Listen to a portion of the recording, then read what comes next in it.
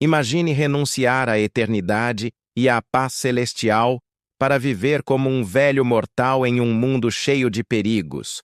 Esta é a realidade por trás de Gandalf, o Cinzento. O que você está prestes a descobrir vai mudar completamente sua percepção sobre o mago mais querido da literatura. Porque por trás daquele cajado de madeira e do chapéu pontudo, existe uma história de sacrifícios pessoais tão profundos que poucos ousaram contar. Gandalf não é apenas um mago. Ele é um ser angelical que abriu mão de sua própria divindade para salvar um mundo que nem sequer era seu. E os preços que pagou por essa escolha são devastadores. Prepare-se para uma jornada pelos sacrifícios mais dolorosos já feitos por amor à humanidade e aos povos livres da Terra-média. Para compreender verdadeiramente os sacrifícios de Gandalf, precisamos voltar ao início de tudo. Muito antes dos hobbits caminharem pelo condado, muito antes dos anéis serem forjados, Gandalf existia como Olorin, um dos Maiar mais sábios de Valinor. Os Maiar são seres angelicais, criados diretamente por Eru Ilúvatar. Eles são, essencialmente, deuses menores, imortais, poderosos e perfeitos em sua natureza espiritual.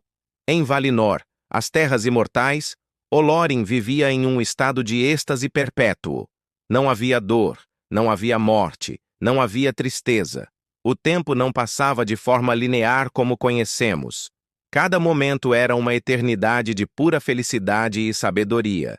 Ele caminhava pelos jardins infinitos de Lórien, absorvendo a música da criação, conversando com os próprios arquitetos do universo. Sua existência era uma sinfonia perfeita de paz e conhecimento absoluto. Mas essa perfeição seria quebrada para sempre quando Sauron começou a espalhar sombras pela Terra-média. Foi então que Manwë convocou uma assembleia extraordinária. 5 Maiar foram escolhidos para uma missão impossível. E aqui está o primeiro segredo devastador que poucos conhecem. Olorin não queria ir. Tolkien revela em suas cartas que Olorin sentia medo diante da missão. Ele se considerava fraco demais para enfrentar Sauron, muito gentil para as brutalidades que encontraria. Preferia permanecer em Amã, onde podia contemplar a sabedoria eterna em paz. Imagine a agonia dessa decisão. Deixar um paraíso onde você é imortal, poderoso e eternamente feliz, para se tornar um velho mortal em um mundo de guerras, traições e morte. Mas Gandalf aceitou. Por amor aos povos que nem conhecia, ele renunciou à sua imortalidade. Quando pisou na Terra-média pela primeira vez, Gandalf não era mais Olorin, o Maia. Ele era apenas um homem velho com um bastão, carregando o peso impossível de salvar o mundo sem revelar quem realmente era. Durante milênios na Terra-média, Gandalf carregou um fardo que quase o destruiu. A solidão do conhecimento secreto. Imagine saber que você poderia acabar com guerras inteiras com um simples gesto, mas ser proibido de fazê-lo. Os Valar foram claros. Os Istari não deveriam dominar os povos através da força. Deveriam guiar, aconselhar, inspirar, mas nunca dominar. Para Gandalf, isso significou assistir a tragédias que poderia ter evitado facilmente.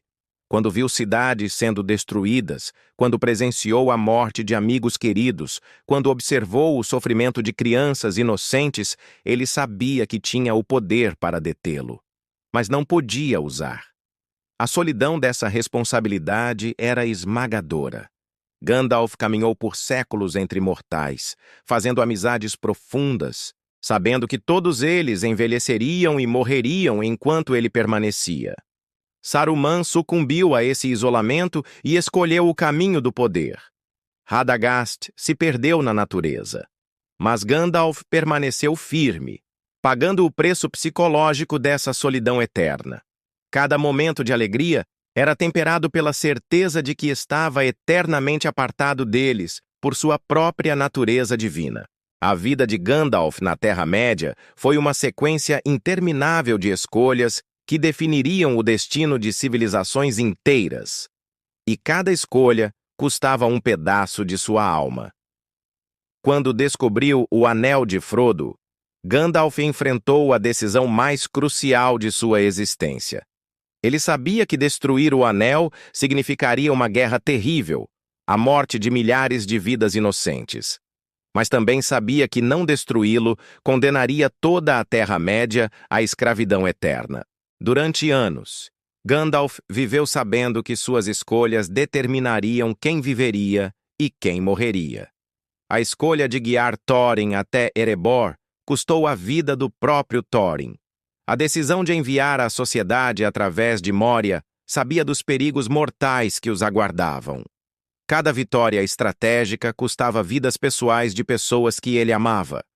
Durante cada momento crucial da Guerra do Anel, Gandalf tomou decisões, sabendo que seriam pagas com sangue. Ele carregou a responsabilidade não apenas pelas vidas que salvou, mas pelas que não conseguiu salvar. O peso psicológico dessas decisões era devastador para alguém que, por natureza divina, valorizava toda a vida como sagrada. O sacrifício mais traumático de Gandalf aconteceu nas profundezas de Moria, quando enfrentou o Balrog na ponte de Khazad-dûm. Para proteger a Sociedade do Anel, ele fez algo que contrariava sua própria natureza imortal. Aceitou morrer como mortal. A batalha durou dias. Gandalf e o Balrog caíram nas profundezas, lutando até o topo do Zirak-Zigil.